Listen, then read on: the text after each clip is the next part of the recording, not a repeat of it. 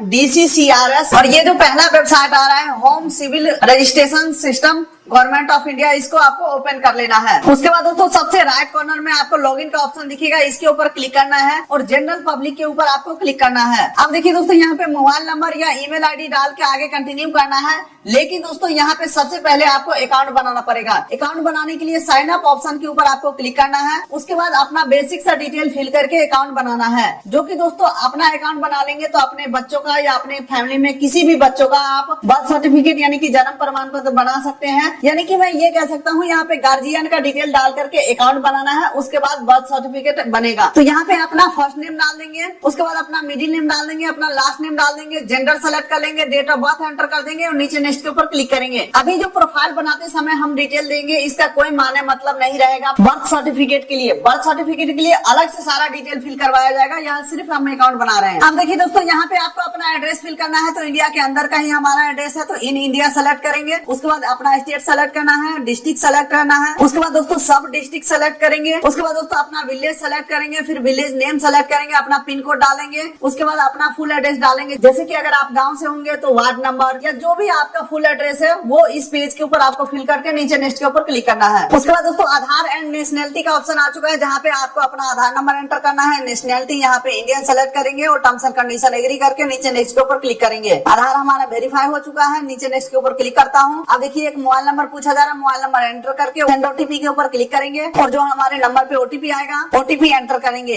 हालांकि ये आधार वाला ओटीपी नहीं है और वेरीफाई के ऊपर मैं क्लिक कर देता हूँ। अब दोस्तों यहाँ पे कोड वेरिफिकेशन सक्सेसफुल हो चुका है और नेक्स्ट कर देता हूँ। अब देखिए दोस्तों एक ईमेल आईडी पूछा जा रहा है, तो मेरे हिसाब से आपको ईमेल आईडी डाल देना चाहिए। अगर आप नहीं भी डालते हैं तो भी कोई दिक्कत वाली बात नहीं है, स्किप एंड रजिस्टर के ऊपर आप क्लिक कर सकते हैं। लेकिन दोस्तों मैं कहूंगा ईमेल आईडी डाल दीजिए, उससे फायदा ये होगा कि जैसे ही आपका जन्म प्रमाण पत्र अप्रूव होता है तुरंत आपके ईमेल आईडी के ऊपर देखने को मिल जाएगा। ठीक है, तो ईमेल आईडी डाल देंगे और ये जो कैप्चा दिख रहा है 15 + 15 यहाँ पे 30 कर देंगे। जो भी यहाँ पे आएगा कैप्चा वो सही से आपको फिल करना है। चलिए अब सेंड ओटीपी के ऊपर क्लिक करता हूँ। अब मुझे लगता है ईमेल के ऊपर भी ओटीपी जाएगा। डेफिनेटली ईमेल के ऊपर ओटीपी आ चुका है। ओटीपी मैं यहाँ पे एंटर करता हूँ और वेरीफाई के ऊपर मैं क्लिक कर देता हूँ। ओटीपी भी हमारा वेरीफाई हो चुका है। अब रजिस्टर के ऊपर मैं सिंपली क्लिक कर देता हूँ। अब देखिए दोस्तों हमारा रजिस्ट्रेशन सक्सेसफुल हो चुका है। अब सेम डिटेल के साथ हमें लॉगिन कर लेना है। ईमेल आईडी या मोबाइल नंबर डाल के कैप्चा एंटर करके लॉगिन करेंगे। अब देखिए हमारे नंबर पे ओटीपी गया है, ओटीपी एंटर करके लॉगिन के ऊपर क्लिक करेंगे। चलिए दोस्तों हम यहाँ पे सक्सेसफुली लॉगिन हो चुके हैं। देख सकते हैं जनरल पब्लिक के सामने हमारा आईडी आ चुका है। अब यहाँ पे हम 3 प्रकार के सर्टिफिकेट बना सकते हैं, जो कि आप यहाँ पे देख सकते हो। तीनों ऑप्शन देखने को मिल रहा है, लेकिन हमें जन्म प्रमाण पत्र बनाना है यानी कि बर्थ सर्टिफिकेट। तो यहाँ पे बर्थ के ऊपर क्लिक करेंगे तो आप यहाँ पे देखेंगे रिपोर्ट बर्थ का ऑप्शन देखने को मिल जाएगा। इसके अलावा अगला आ जाता है एड ओल्ड बर्थ इवेंट। ठीक है, तो अगर आपका उम्र ज्यादा हो गया है फिर जाकर के बर्थ सर्टिफिकेट बनाना चाहते हैं तो एड ओल्ड बर्थ इवेंट के ऊपर क्लिक करके जाना है। लेकिन दोस्तों मैं यहाँ पे रिपोर्ट बर्थ के ऊपर क्लिक करके आगे बढ़ता हूँ। चलिए दोस्तों अब यहाँ पे बर्थ रजिस्ट्रेशन का डिटेल्स खुल के आ चुका है।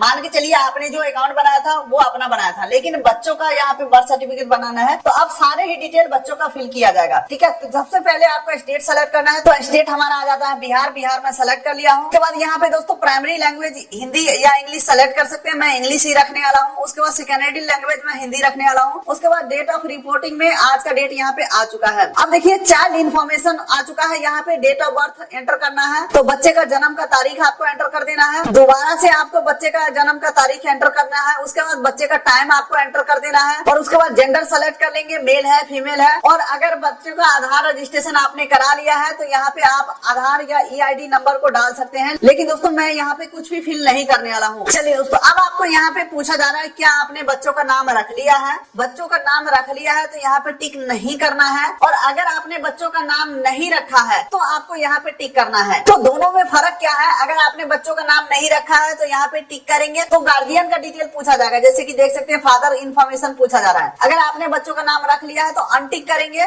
तो यहाँ पे बच्चों का नाम पूछा जा रहा है। ठीक है, तो चलिए यहाँ पे मैं बच्चों का नाम रख लेता हूँ। जैसे ही आप ऊपर इंग्लिश में नाम को टाइप करेंगे नीचे आपका नाम हिंदी में लिख के आ जाएगा। अगर आप कुछ भी सुधार करना चाहते हैं, स्पेलिंग मिस्टेक है, तो इसके ऊपर क्लिक करेंगे तो आपको यहाँ पे कीबोर्ड का ऑप्शन देखने को मिल जाएगा। अपने हिसाब से नाम को सुधार करके ऐड कर सकते हैं। उसके बाद दोस्तों नीचे दोबारा से आपको बच्चे का नाम एंटर करना है और फिर थोड़ा नीचे स्क्रॉल करते हैं तो फादर का इन्फॉर्मेशन पूछा जा रहा है जहाँ पे फादर का फर्स्ट नेम डालना है, middle name, last name optional है, फर्स्ट नेम यहाँ पे मैंडेटरी है। तो अगर आपका सिंगल नेम है यानी कि गार्जियन का सिंगल नेम है तो फर्स्ट नेम में ही डालेंगे और सेम हिंदी में लिखा हुआ आ जाएगा। एक मोबाइल नंबर एंटर करना है, एक ईमेल आईडी एंटर करना है, आधार नंबर ऑप्शनल है तो आप छोड़ सकते हैं। उसके अलावा दोस्तों मदर का इन्फॉर्मेशन पूछा जा रहा है तो मदर का फर्स्ट नेम डालेंगे, सिंगल नेम होगा तो फर्स्ट नेम में ही डालेंगे। उसके बाद दोस्तों मदर का भी मोबाइल नंबर, ईमेल आईडी डालने का ऑप्शन आ रहा है, आप चाहे तो डाल भी सकते हैं या छोड़ भी सकते हैं। उसके बाद दोस्तों आगे बढ़ते हैं तो address of parents at the time of birth of the child, बच्चों के जन्म के समय आपका एड्रेस क्या था वो चीज आपको एंटर करना है। तो यहाँ पे इन इंडिया पहले सेलेक्ट करेंगे, उसके बाद स्टेट सेलेक्ट करेंगे, उसके बाद डिस्ट्रिक्ट सेलेक्ट करेंगे, सब डिस्ट्रिक्ट सेलेक्ट करेंगे, विलेज, ठीक है,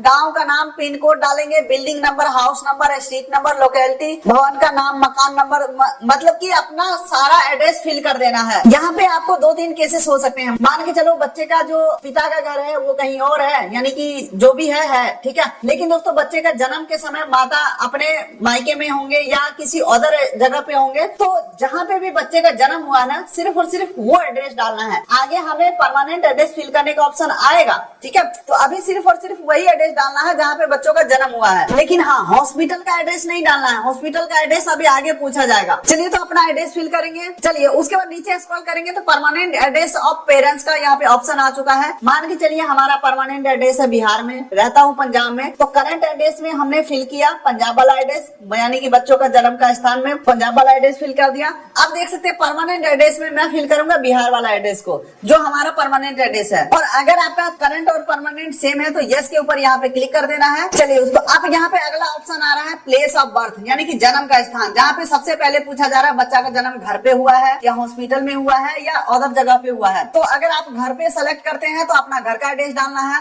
और अगर आप हॉस्पिटल सेलेक्ट करते हैं तो हॉस्पिटल का डिटेल डालना है, अगर आप अदर स्थान का सेलेक्ट करते हैं तो अदर स्थान का एड्रेस डालना है। लेकिन यहाँ पे मैं फिलहाल घर का सेलेक्ट करूंगा। और फिर यहाँ पे पूछा जा रहा है क्या जन्म का स्थान बच्चों के जन्म के समय माता पिता के समान है, यानी कि आपने जो एड्रेस दिया है सेम एड्रेस के ऊपर बच्चों का जन्म हुआ है, तो आप यहाँ पे टिक कर देंगे तो आपका जो एड्रेस है वो ऑटो फिल हो जाएगा पिता का एड्रेस वाला। तो दोस्तों ऊपर का सारा डाटा फिल करने के बाद नीचे नेक्स्ट के ऊपर क्लिक करेंगे, आपको अंतिम में यहाँ पे रजिस्ट्रेशन यूनिट का भी ऑप्शन देखने को मिल जाएगा। तो ग्राम पंचायत यहाँ पे गंसारा, यानी कि हमारे जो भी यूनिट है उसका ऑप्शन आ चुका है, इसे मैं सेलेक्ट कर लेता हूँ, नीचे नेक्स्ट के ऊपर मैं क्लिक करता हूँ। चलिए दोस्तों अब आपको इस पेज के ऊपर देख सकते हैं माता जहाँ रहती है उनका एड्रेस के बारे में बताओ बोला जा रहा है, ठीक है। तो जनरली क्या हो सकता है यहाँ पे, या तो माता मायके में रहते हो या ज्यादातर केसेस में करंट परमानेंट एड्रेस सबका सेम ही होता है, माता भी अपने हस्बैंड के यहाँ ही रहते हैं, ठीक है। तो इस केसेस में आप यहाँ पे टिक कर सकते हो और आपका जो भी करंट परमानेंट एड्रेस पहले से था वो एड्रेस यहाँ पे ऑटो फिल हो जाएंगे। अब अगला यहाँ पे आ जाता है फादर इन्फॉर्मेशन, यहाँ पे पिता के बारे में सूचना देना है, जिसमें सबसे पहले पूछा जा रहा है किस धर्म से आते हैं, हिंदू, मुस्लिम, सिख, ईसाई, तो अपने हिसाब से सेलेक्ट करेंगे। उसके बाद फादर का एजुकेशन क्वालिफिकेशन यहाँ पे पूछा जा रहा है तो अपने हिसाब से सेलेक्ट कर सकते हैं। उसके बाद फादर का ऑक्यूपेशन यहाँ पे करते क्या है तो अपने हिसाब से सेलेक्ट करेंगे। उसके बाद दोस्तों मदर का इन्फॉर्मेशन पूछा जा रहा है तो मदर का यहाँ पे जाति धर्म सेलेक्ट करेंगे। उसके बाद मदर का क्वालिफिकेशन सेलेक्ट करेंगे। उसके बाद दोस्तों मदर का ऑक्यूपेशन सेलेक्ट करेंगे। उसके बाद दोस्तों नीचे स्क्रॉल करेंगे तो अदर इन्फॉर्मेशन में देख सकते हैं सबसे पहले पूछा जा रहा है माता का शादी के समय उम्र कितना था, तो अपने हिसाब से देख लेंगे, जो भी है फिल करना है। उसके बाद दोस्तों अगला पूछा जा रहा है बच्चे का जन्म के समय माता का उम्र क्या था, और अगला यहाँ पे पूछा जा रहा है टोटल कितने बच्चे हैं, तो आपको यहाँ पे अपने हिसाब से फिल कर लेना है। चलिए दोस्तों अब जन्म से संबंधित कुछ और जानकारी पूछा जा रहा है, जहाँ पे देख सकते हैं type of attendance eight delivery. तो यहाँ पे दोस्तों स्टार्टिंग में हमने सेलेक्ट किया था कि बच्चे का जन्म घर पे ही हुआ है, जिस वजह से यहाँ पे ऑप्शन आ रहा है कि किसके मदद से घर पे जन्म हुआ है,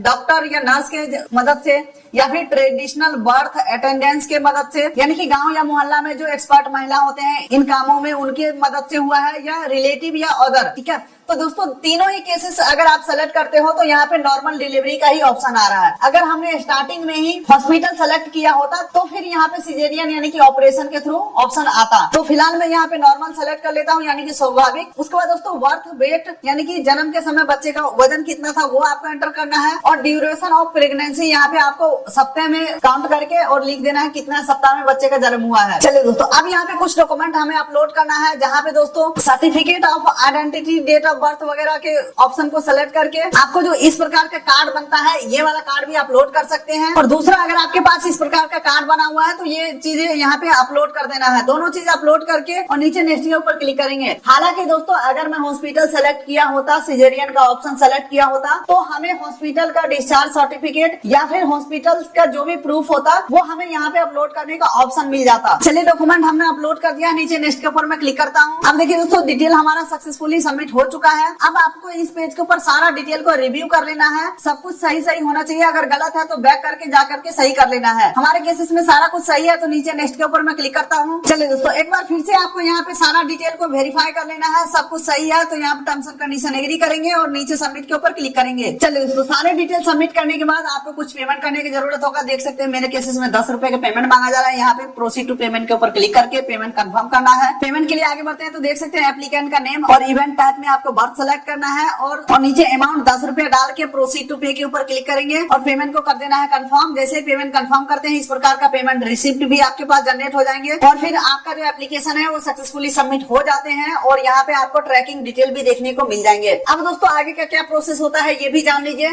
जैसे ही आप डिटेल सबमिट करते हैं आपके जो भी नजदीकी पंचायत होगा वहां पे रिक्वेस्ट जाएगा, वो लोग वेरिफिकेशन करेंगे। हो सकता है आपके घर पे आ सकते हैं या हो सकता है तो वो ऑनलाइन भी अप्रूव कर देंगे। अगर आपको काफी लंबे समय तक यहाँ पे पेंडिंग दिखाता है तो आप अपने पंचायत में जाकर के पूछ सकते हैं कि भाई मैंने बर्थ सर्टिफिकेट के लिए अप्लाई किया था, आप लोग उसे अप्रूव कर दो। तो यहाँ पे आसानी से आपका जो बर्थ सर्टिफिकेट है वो अप्रूव होकर के और आपको जैसे ही अप्रूव होते हैं आपके ईमेल के ऊपर सर्टिफिकेट आ जाएगा या आप यहाँ पे लॉगिन करके दोबारा से डाउनलोड भी कर पाओगे। तो यही रहने वाला कंप्लीट प्रोसेस 2025 के अंदर अगर आप अपना बर्थ सर्टिफिकेट यानी कि जन्म प्रमाण पत्र बनाना चाहते हैं। उम्मीद करता हूँ वीडियो अच्छा लगा तो वीडियो कर दिए लाइक, चैनल कर दिए सब्सक्राइब ताकि मिलेंगे ऐसे ही किसी अगले वीडियो में। तब तक के लिए नमस्कार।